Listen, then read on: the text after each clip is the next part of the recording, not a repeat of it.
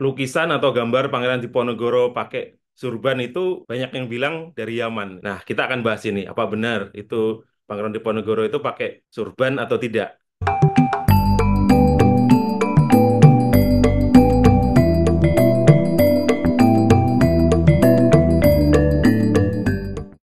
Assalamualaikum warahmatullahi wabarakatuh. Balik lagi di Dunia Dian Kebudayaan, salam budaya. Nah, ini kita akan membahas ini nih, menarik topik menarik tentang Pangeran Diponegoro gitu. Jadi belakangan ini tuh ada dua klaim ya. Yang satu ngeklaim Pangeran Diponegoro itu seorang Habib ya, karena dia pakai sorban, lalu kemudian ya dikait-kaitkan lah gitu. Lalu kemudian ini yang menarik ada juga narasi-narasi di medsos yang bilang bahwa gambar Pangeran Diponegoro yang pakai surban dan jubah itu adalah bukan gambar asli. Itu merupakan gambar dari Yaman katanya, pakai pakaian Yaman, gambar dari orang-orang Islamis atau kalau bagi pembencinya disebut kadrun dan lain sebagainya gitu. Jadi yang benar bagaimana? Katanya yang benar itu adalah Pangeran Diponegoro yang pakai belangkon. Lalu bagaimana yang benar sebenarnya tentang sosok Pangeran Diponegoro ini? Yuk kita bahas. Jadi teman-teman, gambar Pangeran Diponegoro ini hampir semua digambar dengan pakai surban ya. Apakah benar demikian? Maksudnya, apakah Pangeran Diponegoro ini setiap harinya pakai surban? Nah, ini akan kita bahas. Jadi kenapa kok banyak sekali gambar Pangeran Diponegoro pakai surban? Itu juga ada sejarahnya gitu. Sebelum kita bahas, kita tentukan saja bahwa gambar Pangeran Diponegoro dengan memakai surban dan jubah itu adalah valid gitu. Lalu demikian pula dengan gambar yang katanya ini versi yang benar yaitu Pangeran Diponegoro memakai belangkon. Itu juga valid gitu. Nah, satu-satu ya. Jadi kenapa kemudian lahir gambar Pangeran Diponegoro dengan memakai surban? Jadi ceritanya kan gini. Pangeran Diponegoro ini sebelumnya kita harus tahu dia ada pemimpin Perang Jawa. Dan dia memang dalam perang itu dia mendeklarasikan sebagai perang sabil atau perang jihad visabilillah ya, lawan orang kafir segala macam itu. Tapi dia juga berhasil menyatukan antara kaum pesantren dengan kaum abangan, preman dan lain sebagainya. Ya. Perang Jawa ini kemudian membuat Belanda ini kewalahan, lalu kemudian nyaris bangkrut. Kalau dilanjutkan beberapa tahun lagi udah bubar tuh Belanda. Bahkan Belgia itu apa namanya lepas dari Belanda gara-gara bangkrut karena ini. Lalu kemudian Belanda melakukan tipu daya, Pangeran Diponegoro berhasil ditangkap. Lalu kemudian dari karena sudah rusak ini tadi karena perang Jawa udah kasnya hancur, lalu melakukan tanam paksa. Nah, karena melakukan tanam paksa, kemudian daerah jajahannya ini menderita banget, Belanda dikritik, lalu dia melakukan politik etis, orang pribumi disekolahkan segala macam. Dari politik etis inilah lahir pergerakan nasional. Dari pergerakan nasional lah kita kemudian merdeka. Makanya Pangeran Diponegoro ini adalah salah satu pahlawan penting di Indonesia yang banyak disebut sebagai penendang atau kick off-nya bola kemerdekaan. Karena dari Perang Jawa itu bola menggelinding-menggelinding seperti yang saya jelaskan tadi akhirnya jadi kemerdekaan gitu. Makanya Pangeran Diponegoro penting dari liciknya Belanda yang kemudian menipu Pangeran Diponegoro yang katanya silaturahmi tapi akhirnya ditangkap itu kebetulan terjadi hari raya kedua gitu. Itu pernah saya tulis juga. Lalu kemudian Pangeran Diponegoro diundang, nah karena kan habis gencatan senjata pas puasa itu ya. Lalu karena Lebaran juga pasti dia pakai pakaian yang bagus Muslim. Walaupun dia juga sering memakai pakaian Muslim itu atau apa namanya pakai surban dan pakai jubah. Nah ini juga bukan salah juga kalau disebut pakaian zaman karena pakaian zaman tuh nggak begitu ini zaman begini. Bahkan banyak orang Islamis seperti Wahabi misal menyebut pakaian Pangeran Diponegoro ini sebagai Hindu gitu loh. Karena udangnya memang lebih mirip udang Hindu lah sebenarnya. Walaupun dia pengen meniru apa namanya imamah Nabi atau apa surban Nabi ya. Nah intinya dia pakai pakaian Islam tuh waktu datang. Ya karena memang juga dia mendakwahkan di apa namanya mendaku dirinya sebagai ini juga selain Ratu Adil dan Heru Cokro juga Sultan Abdul Hamid gitu. Pasukannya pun dinamai dengan nama-nama Islam dalam hal itu Kekhilafahan Tuki Utsmani seperti Pasa itu kan di jadi Basah dan lain sebagainya tuh banyak nama-nama apa brigade-brigadenya juga seperti nama-nama pasukan Islam gitu. Terus Kiai Mojo juga pakai jubah dan surban juga kan gitu. Tapi jadi pakaian itu memang pakaian ini ya, pakaiannya di Ponegoro yang waktu Perang Jawa juga dia pakai itu gitu. Walaupun itu bukan pakaian satu-satunya Pangeran Diponegoro karena waktu di keraton juga ya pasti pakai baju sorjan, baju apa namanya, baju belangkon dan lain sebagainya seperti yang memang digambar itu walaupun itu gambar kurang akurat terkait wajahnya ya karena mungkin seniman seniman di keraton kan tidak seakurat Eropa. Nanti kita jelaskan juga di belakang itu. Lalu kemudian di ilustrasi misal babat kebun kebo itu di situ Pangeran Diponegoro menampar Patih Danurejo dengan sendalnya itu juga dia pakai baju Jawa atau pakai baju apa namanya blangkon ala Jogja ya, blangkon dan baju Jawa. Nah, kita kembali lagi. Waktu Pangeran Diponegoro diundang sebagai eh, silaturahmi yang ternyata kemudian ditangkap oleh The Kok, itu dia pakai pakai jubah dan sorban gitu. Nah, karena dia ditangkap itu, kemudian kan dia dibawa ke Batavia sebelum kemudian dibuang ke ujung pandang ya. Nah, waktu di Batavia, Pangeran Diponegoro ini kemudian digambar, ada proses-prosesnya gitu kan. Ini kan eh, bagi Belanda ini pemberontak besar yang nyaris bikin negara ini bangkrut itu. Jadi kan penasaran ini Ratu Belanda atau Raja Belanda ini penasaran bagaimana sih muka orang-orang pemberontak ini. Kalau versi mereka tetap pemberontak tulisannya. Akhirnya dia harus kalau zaman sekarang kan dipotret ya biasanya kayak gitu ya. Ada tahanan dipotret itu. Tapi waktu itu belum ada potret. Waktu itu orang mau menggambarkan sesuatu atau melihat sesuatu itu dengan juru gambar. Kerajaan Belanda itu mempunyai juru gambar yang sangat hebat namanya A.J. Bik.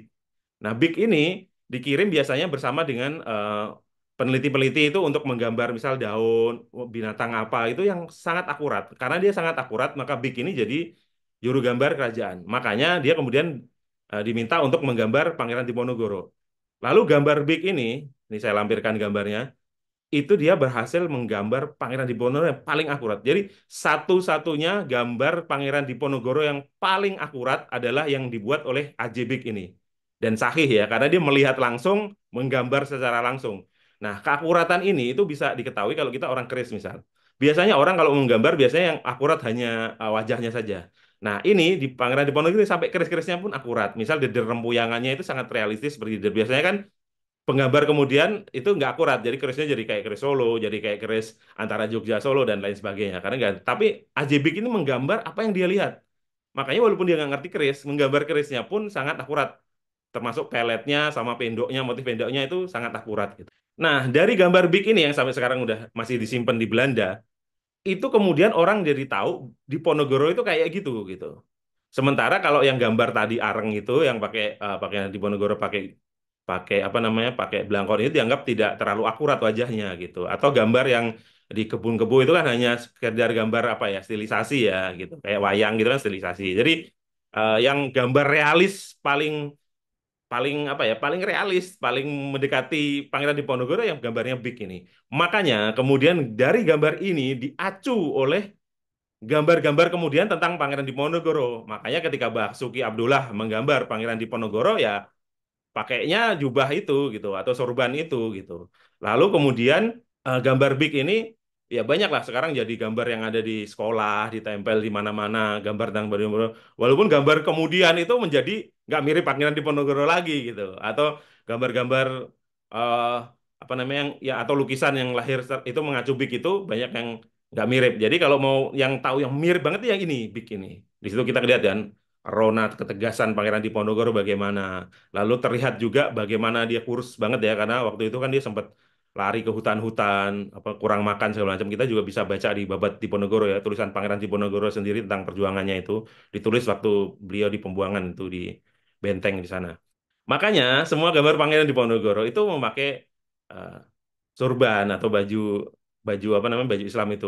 Makanya salah juga orang menganggap bahwa ini disisipkan oleh kadrun segala macam oleh Yaman. Pangeran Diponegoro tidak pernah memakai baju Yaman. Salah. Justru yang gambar satu-satunya tertangkap dan akurat Pangeran Diponegoro pakai baju itu.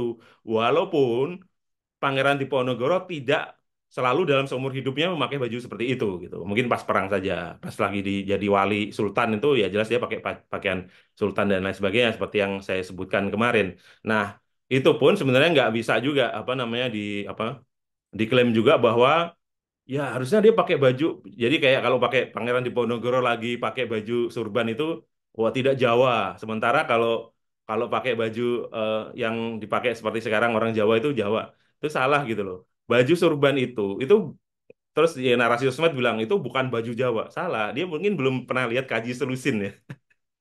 Di Keraton Yogyakarta itu ada namanya Kaji Selusin. Itu ada ulama-ulama. Itu pakaian ulama. Di Jogja itu ada pakaian ulama juga. Yang seperti itu pakai surban juga segala macam. Dan kerisnya di depan segala macam. Jadi keris nggak selalu di belakang ya. Seperti yang pernah saya jelaskan di depan. Nah lalu kemudian ya, menurut saya itu sama-sama aja gitu. Bahkan pakaian belangkon dan pakaian surjan Jawa itu juga sangat Islami gitu. Dirancang oleh Sunan Kalijogo. Misal surban itu kan lebih penutup kepala yang alkulturasi antara budaya Nusantara atau Jawa tempo dulu dengan Islam. Makanya bentuknya menutup begitu. Lalu wironnya itu kalau eh, belangkon Jogja yang pakem, seperti yang saya punya itu yang pakem itu wironnya atau di depannya itu, di depan belangkon lipatan-lipatannya itu 17 gitu. 17 itu melambangkan 17 rakaat sholat dalam sehari gitu. Nah itu filosofinya itu sangat Islami. Lalu menurut kepala kan bentuknya mirip-mirip surban kan itu kan gitu. Makanya kayak Bali beda gitu kan. Di zaman Majapahit dulu orang beda, dia nggak pakai belangkon seperti itu gitu. Nah ini diduga pasca Demak lalu yang bikin Sunan Kalijogo ini dari Udeng itu awalnya dulu Udeng tapi wironya tetap 17 lalu dibelangkonkan atau belangkon ini sebenarnya kan versi instannya dari Udeng gitu.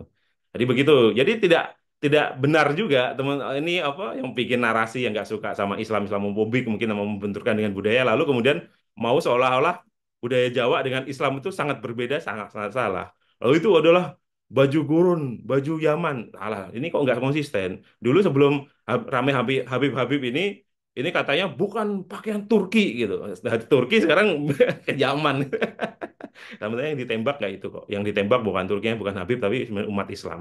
Orang-orang sebegini ada dari tahun 50-an yang nggak suka Islam itu ada. Lalu kemudian sok berlindung di balik budaya, lalu bentur-benturkan itu ada.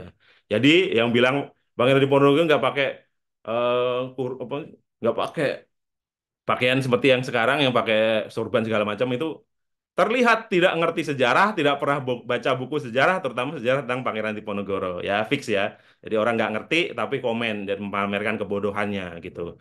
Lalu kemudian eh, si komen-komen bodoh ini juga komen juga bahwa Pangeran Diponegoro yang pakai udeng, ya Pangeran Diponegoro yang pakai surban itu keren sih Raden Saleh katanya.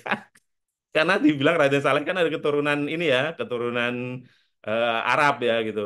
Ini juga keliru dan nggak ngerti sejarah, kelihatan bodohnya gitu loh. Raden Saleh terkenal dengan lukisan soal Pangeran Diponegoro itu bukan karena dia menggambarkan Pangeran Diponegoro pakai surban seperti yang posisi duduk itu dari Ajibik gitu. Raden Saleh Pangeran Diponegoro berdiri. Jadi gini, dulu orang Belanda itu karena mungkin ini ya sangat pentingnya di Ponorogo dan dia juga menginspirasi perang-perang berikutnya gitu. Lalu biasalah ya, namanya penjajah kan propaganda. Seperti kayak propaganda tadi itu soal di Ponorogo itu kan bagian dari sisa-sisa propaganda intrik-intrik dari penjajah gitu. Nah, waktu itu ada Pineman itu menggambar lukisan judulnya Penyerahan Diponegoro. Jadi seolah-olah Diponegoro itu menyerah gitu waktu di Semarang itu. Lalu dia digambarkan dengan lalu apa namanya Belandanya lebih gagah gitu-gitu. Pokoknya di situ ya Diponegoro ini lemah banget lah, lalu gampang ditangkap oleh Dekok yang hebat gitu. Jadi ini upaya Belanda akhirnya bisa mengalahkan Diponegoro yang kemudian menyerah gitu. Nah, melihat ini Raden Saleh itu tergerak hatinya. Dia kemudian nggak terima gitu ya sebagai orang apa namanya orang Indonesia dia pengen melawan penjajah itu, lalu dia membuat lukisan tandingan yang judulnya adalah Penangkapan Diponegoro. Nah, ini teman-teman menyerah dan ditangkap itu kan berbeda ya apalagi menangkapnya secara nipu kali itu. Nah, itu yang pengen digambarkan oleh Raden Saleh. Lalu di situ di Ponorogo digambarkan tegak, berdiri tegak, lalu belanjanya kepalanya digedein segala macam.